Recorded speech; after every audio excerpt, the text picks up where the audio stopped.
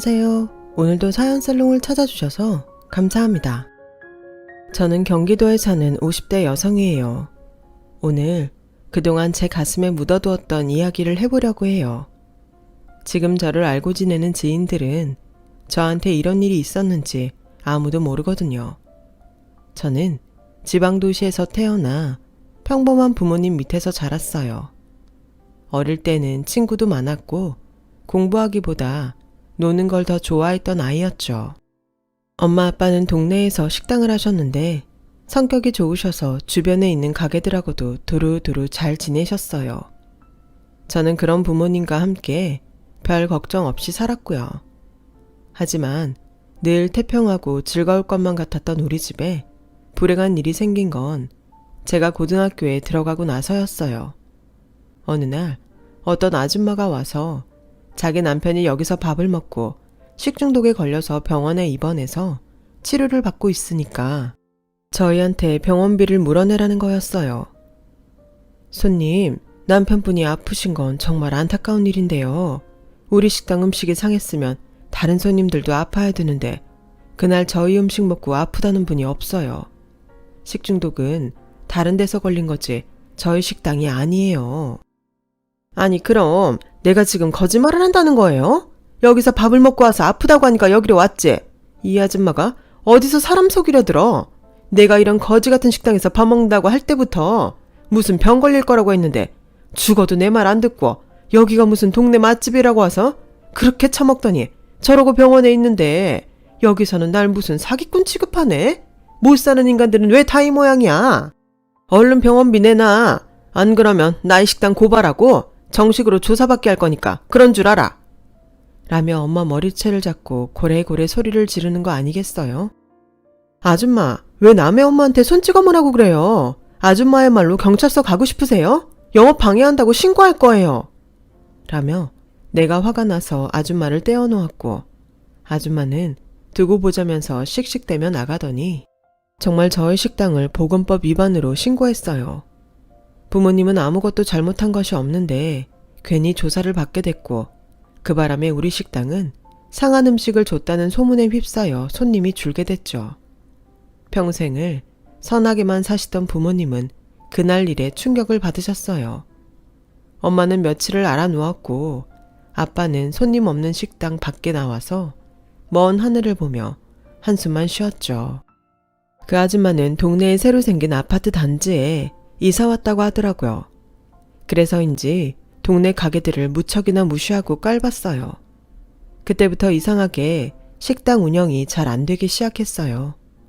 제일 큰 이유는 아빠가 힘들어하시며 주방을 자꾸 비우셔서 그랬던 것 같아요. 사람들 마음이 다 나같지는 않다고 해도 어떻게 이럴 수가 있는지 그동안 나를 그렇게 오래 봐왔던 사람들이 그런 소문 하나 믿고 외면하는 게 너무 억장이 무너져서 아무것도 못하겠어. 그렇게 상심하시던 아빠는 작은 삼촌과 함께 갔던 여행에서 교통사고를 당했고 그날 바로 저 세상으로 가버리셨어요. 우리 형 바람 쐬고 기운 내자고 간 건데 이렇게 가버리면 내가 형수랑 선아를 어떻게 봐. 형, 이렇게 가면 안 돼. 라며 아빠를 붙잡고 우는 작은 삼촌 옆에서 저와 엄마도 펑펑 울었어요. 정말 하늘하고 땅이 뒤집어지는 것 같다는 게 무슨 말인지 실감이 났어요. 고등학교 2학년 때까지 낙천적으로 즐겁게만 살아왔던 저에게 처음으로 인생의 쓴맛을 느끼게 했던 일이었어요. 저는 아빠의 고향에 있는 선산에 아빠의 관이 땅속으로 들어가는 걸 보면서 우리 식당 때문에 식중독에 걸렸다고 난리친 여자를 생각했어요. 그리고 돈도 많이 벌고 될 수 있는 대로 좋은 직업을 가져야겠다고 마음먹었죠. 그 이후로 저의 삶은 이전과는 180도로 변했어요. 학교 등교 시간보다 1시간 일찍 가서 공부했고 수업이 끝난 후에는 도서관에서 불이 꺼질 때까지 있다가 오곤 했어요. 피곤하고 힘들고 더 자고 싶을 때도 많았지만 그때마다 억울하게 돌아가신 아빠를 생각하며 말 그대로 이를 악물고 힘을 냈죠. 정말 독하게 하면 된다고 저는 서울에 있는 상위권 대학에 합격했어요. 제가 1학년 때랑 2학년 절반 넘게를 허송세월 보낸 거에 비하면 이것도 잘한 거였어요. 저는 대학에 입학하자마자 바로 회계사 시험 공부를 시작했어요. 응시 자격을 맞추기 위해서 회계사 관련 학점을 따고 공부를 하고 아르바이트를 하느라 대학 내내 정말 바쁘게 시간을 보냈어요. 그 사이 저희는 가게와 집을 전부 처분해서 경기도로 이사를 했어요. 엄마는 이사한 데에서 멀지 않은 곳에 작은 가게를 얻어서 다시 식당을 하기 시작했죠. 원래 주방일은 아빠가 주로 하셨지만 엄마 음식 솜씨도 아빠 못지 않았어요. 거기다 수완도 좋은 편이어서 사람을 끌어들이는 것도 잘했어요. 엄마 가게는 작지만 점점 동네 사람들에게 입소문이 나기 시작하더군요. 엄마는 아침을 못 먹고 나가는 직장인들을 위해 오전 7시부터 장사를 했죠.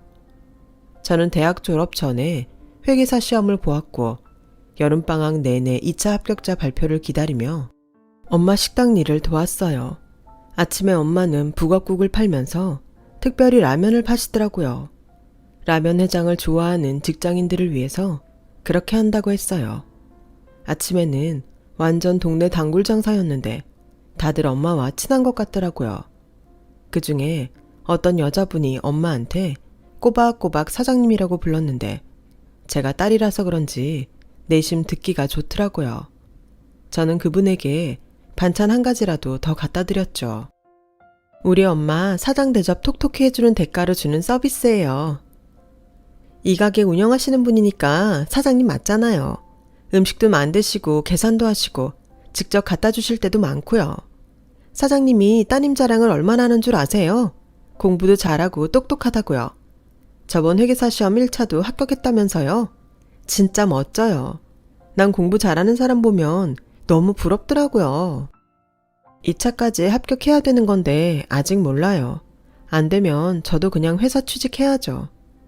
그러지 마세요. 여태까지 공부한 게 있는데 너무 아깝잖아요. 그리고 분명히 잘 될 거니까 염려 푹 놓고 있으세요. 제가 이래봬도 사람 보는 눈이 있다니까요.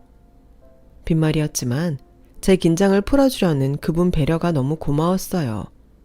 그 덕분이었는지는 몰라도 방학이 끝나갈 무렵 발표된 회계사 2차 합격자 명단에는 제 이름이 당당히 올라가 있었어요. 엄마는 너무 좋아서 합격자 발표 날 하루 종일 손님들한테 돈도 안 받고 오는 사람마다 서비스로 반찬까지 챙겨주셨어요. 다음날 아침 일찍 오는 직장인들한테도요.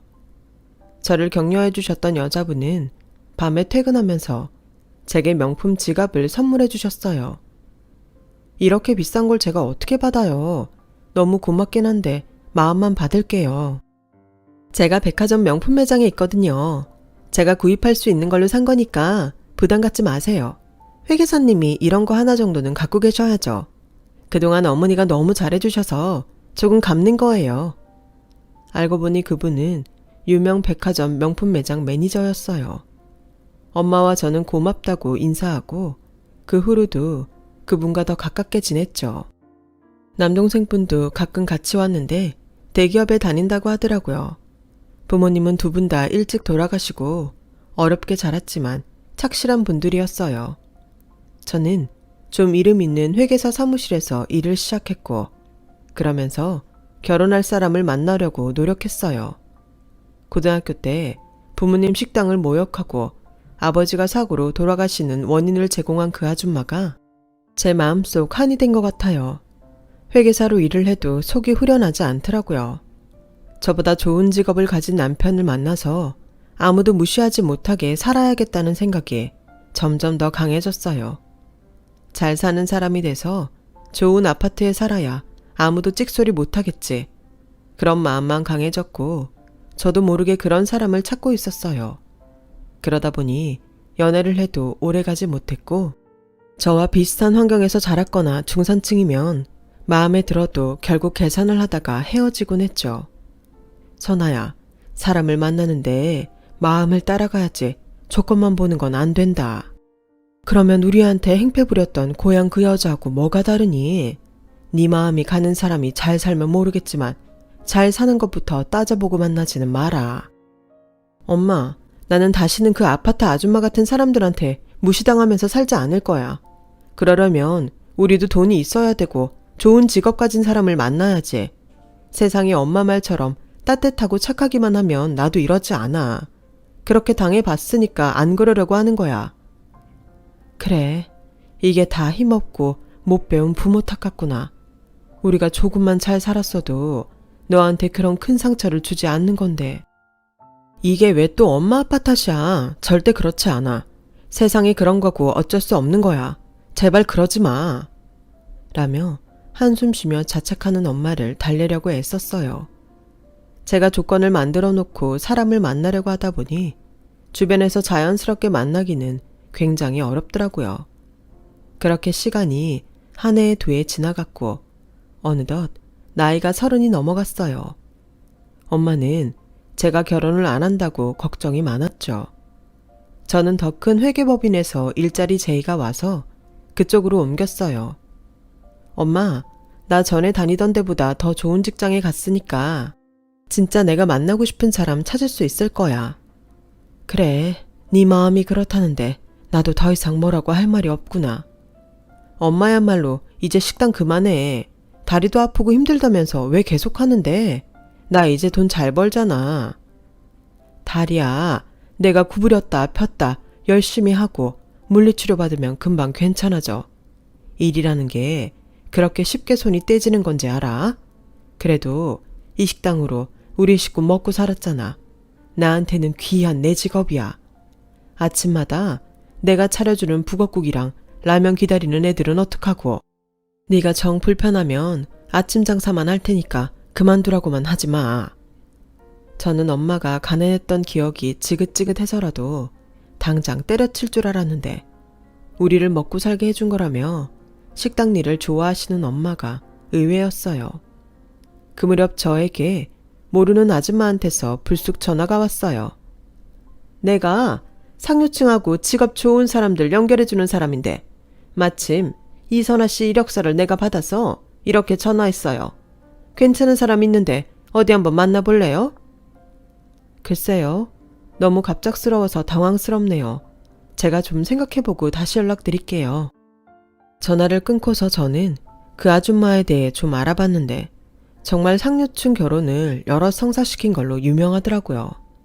하지만 아무리 제가 좋은 조건 사람을 만나고 싶다고 해도 그런 사람까지 동원하고 싶지는 않았어요.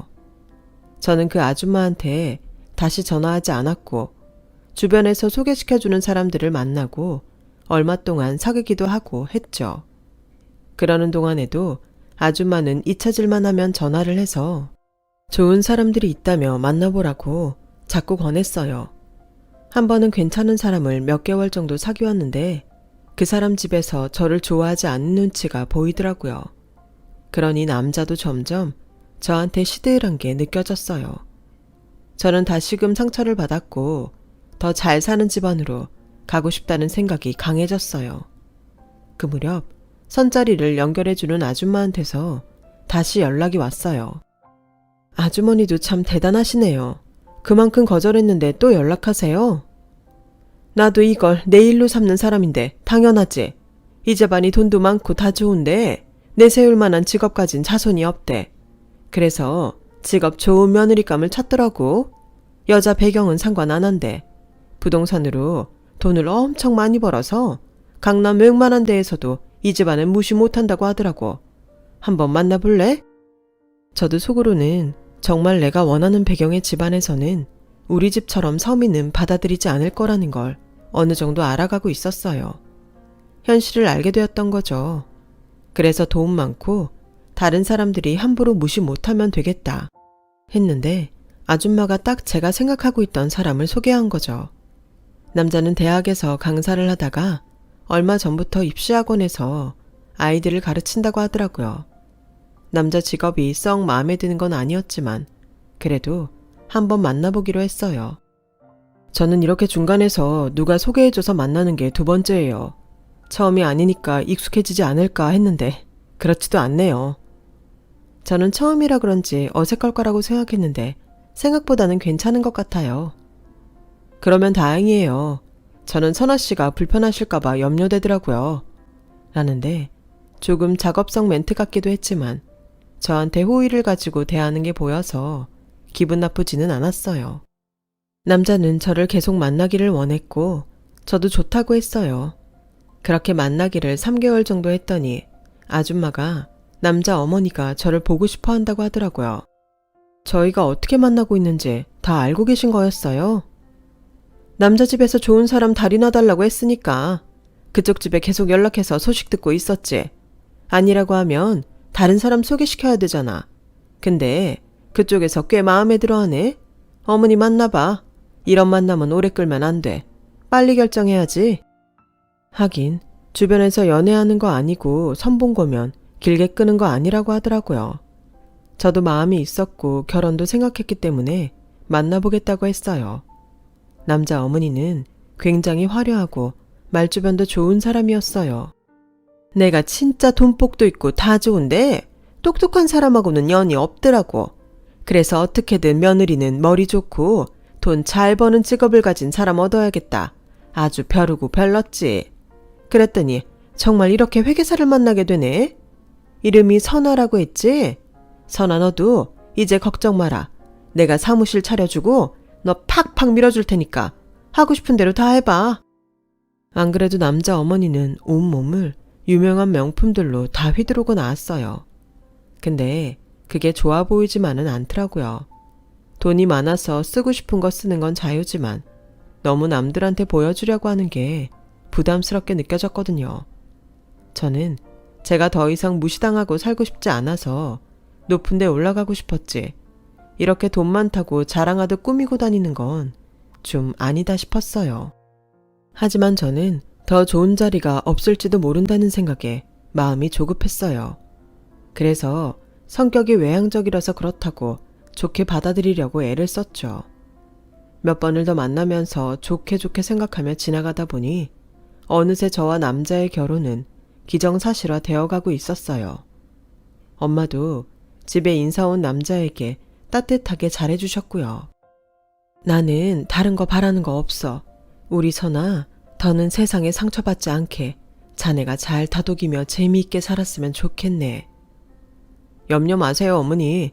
제가 정말 잘하겠습니다.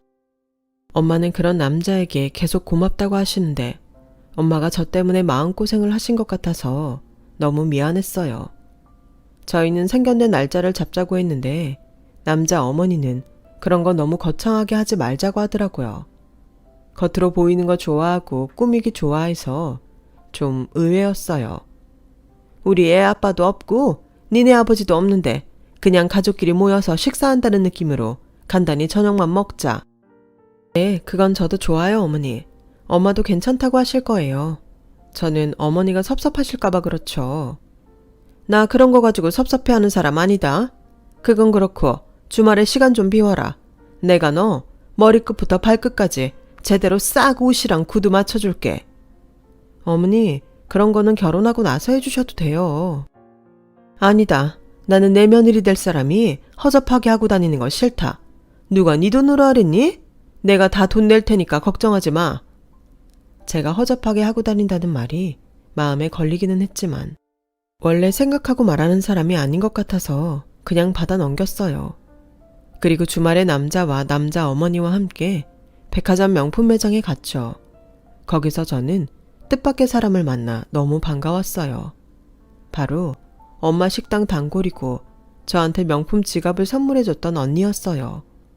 저는 너무 반가워서 아는 척을 하려고 했는데 언니는 매니저답게 깍듯이 예의를 지키면서 저희를 대하더라고요. 남자 어머니는 매장에서도 온갖 물건을 다 꺼내오게 하고 좀 난리 법석을 피우는 스타일이었어요. 저한테 잘해주려고 하는 건 알겠는데 정말 결혼해도 될지 자꾸 마음에 의문이 드는 행동을 많이 하더라고요. 소파에 발을 올리고 앉기도 하고 직원들에게 명령하듯 물 가져와라, 우리 며느리 되래, 홍차 대령해라 이러는데 정말 민망했어요. 옷이고 구두고 다 필요 없다고 하고 나와버리고 싶었죠. 남자는 자기 어머니 행동이 익숙해서 그런 건지 아무렇지도 않게 옆에 앉아서 똑같이 구는데 조금 실망스럽기도 했어요. 쇼핑이 그렇게 고역인 것도 처음이었어요. 겨우 쇼핑이 끝나고 매장을 나오는데 그 언니가 끝까지 깍듯이 인사하고는 마지막에 나가는 제 손을 붙잡고 조그맣게 내가 나중에 연락할게 하는데 뭔가 굉장히 다급함이 느껴졌어요. 저는 언니가 왜 그러는지 어리둥절하기만 했죠. 그날 밤 언니는 엄마가 식당 문 닫을 때 허겁지겁 뛰어와서 저를 찾았어요. 엄마가 연락해서 나간 저는 언니가 새하얗게 질려 저를 잡아 끄는 걸 보고 뭔가 심상치 않은 게 있구나 하고 느낌이 왔죠. 너 진짜 그 집 아들하고 결혼하는 거야? 안 돼. 절대 안 돼. 그 여자 우리 매장뿐 아니고 명품 매장마다 다 소문이 났어. 몇 번이나 입고 신고 했던 거 자기한테 안 맞는다고 환불하러 오고 안 된다고 하면 꾸역꾸역 본사까지 전화해서 행패 부리고 진상도 보통 진상이 아니야. 그것보다 더 중요한 건 나 전에 오늘 너랑 온 남자가 부인이라고 데리고 온 여자 봤단 말이야. 3살인가? 애도 있었어. 언니, 그게 진짜예요? 정말 부인도 있고 아이도 있는 거 확신할 수 있어요? 그런 게 아니면 내가 이렇게 끝나자마자 미친 듯이 뛰어나왔겠어? 네가 어떻게 공부하고 지금까지 왔는지 내가 잘 아는데 그런 사람하고 결혼하면 안 되잖아. 나 그럼 니네 엄마 가게 다시는 못 가. 니네 엄마가 우리한테 얼마나 잘해주시는데 네가 사기 결혼하는 거 알면서도 가만히 있으면 사람도 아니지. 언니는 정말 쉬지 않고 한꺼번에 말을 내뱉고는 가쁘게 숨을 내쉬더라고요. 언니 말로는 그 집이 돈이 많은 건 맞는데 거짓말도 잘하고 남 등치는 짓도 잘한다는 얘기를 많이 들었다고 하더라고요. 워낙 진상짓을 많이 해서 한 번은 본사에서 조사까지 했었다고요. 오늘도 못 들어오게 하려다가 제가 있는 걸 보고 그냥 받아줬다고 하네요. 저는 그날 밤새 잠 한 잠 못 자면서 고민을 하며 이것저것 계획을 세웠어요. 그리고 며칠 후에 저랑 엄마랑 남자, 그리고 남자 어머니랑 같이 저녁 식사할 곳을 예약했어요. 꽤 비싼 한정식집을 예약했다며 제가 다 내겠다고 하니 남자 어머니는 저한테 안목이 있다며 굉장히 좋아하더라고요. 두 집이 저녁을 먹는 날, 남자와 남자 어머니는 나란히 온갖 명품 상표가 찍혀있는 옷을 입고 나왔어요. 엄마는 아무 말 없이 그런 두 사람을 쳐다보기만 했죠. 따님을 참 똑똑하게 키우셔서 얼마나 보람 있으세요? 돈 없는데 애라도 잘 됐으니 정말 다행이시죠? 라며 생각 없는 말에 엄마는 아무 대답도 안 하시더군요. 저는 잠깐 밖에 좀 나갔다 오겠다고 하고 자리를 비웠어요. 그리고 돌아왔더니 자기 아들이 너무 순진하고 여자도 모르고 자랐다는 얘기를 늘어놓고 있더군요.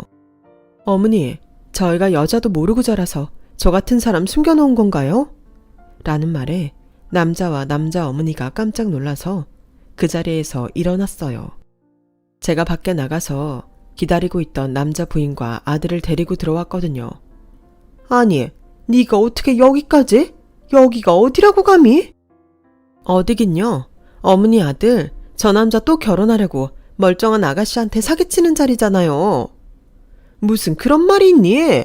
너랑 우리 선웅이는 끝났잖아. 내가 너는 따로 나가 살려고 했으면 그게 끝난 거지. 저기 선아야, 사부인 이거 다 오해예요. 쟤 껌딱지처럼 무리에 붙잡고 안 놓아주는 거라고요. 맞아요 장모님. 정말 저 억울해요. 선아야, 진짜 오해야. 뭐가 오해인데? 아들까지 이렇게 있고 예전부터 저 여자랑 살았는데 혼인신고만 안 하면 다인 줄 알아? 어디서 사기를 치려고 들어? 라고 제가 말을 끝내자마자 엄마가 자리에서 일어나 그 앞에 있던 물김치 그릇을 두 사람에게 확 부어버렸어요. 어디서 감히 남의 딸 인생을 망치려고. 돈 있는 것들은 그렇게 살아도 돼? 제발 좀 인간이 되라 이것들아. 라고 소리를 버럭 질렀고 놀라서 뒤로 자빠진 남자와 남자 어머니를 두고 저와 엄마는 그 자리를 빠져나왔어요. 저는 언니에게 그 말을 듣고 흥신소를 찾아가 여자를 찾았어요. 그 여자는 대학 1학년 순진하던 때에 그 남자의 입 빨린 말에 넘어가서 그 집에서 도우미처럼 가진 일을 다 하며 살았다고 해요. 그런데 여자가 직업이 별로고 집안도 안 좋다고 그렇게 무시를 하더니 자기네는 직업 좋은 며느리를 봐야겠다며 일방적으로 아들까지 내쫓았다네요. 알고 보니 그 남자가 입에 발린 말로 이 여자 저 여자 바람도 많이 폈대요. 여자는 남자 어머니가 나중에 아들 낳으면 혼인신고 해준다는 말만 믿고 아들까지 낳았는데 이렇게 됐다며 나 아니었으면 결혼하는 것도 몰랐대요. 저는 이 집을 소개해준 아줌마한테도 전화로 한바탕 하고 다시 연락하면 사기죄로 고발할 거라고 큰 소리를 쳤죠. 그랬더니 다시는 연락을 안 하겠다고 미안하다고 하며 전화를 끊었어요. 저는 돈 많은 거 좋은 집안인 거 따지다가 이렇게 벌 받는구나 그렇게 생각했고요. 만약에 그런 집안들이 저를 싫다고 한다면 안 하는 게 맞는 거겠죠.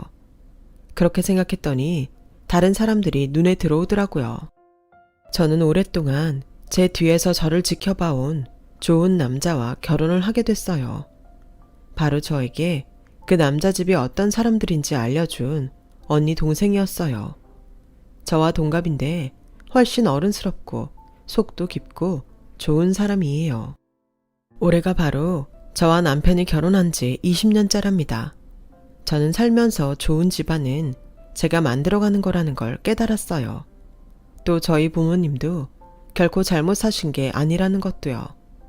잘못됐다면 돈 좀 있고 실력 좀 있다고 다른 사람 우습게 하는 그런 사람들이죠. 제 얘기는 여기까지예요. 들어주신 분들 모두 너무 감사하고요. 오늘도 좋은 하루 보내세요. 매일매일 행복한 일로 가득하시길 바랄게요. 여러분, 사연 댓글에 응원과 현명한 조언 부탁드려요. 좋아요와 구독은 저에게 큰 힘이 됩니다. 오늘도 좋은 일 가득하세요.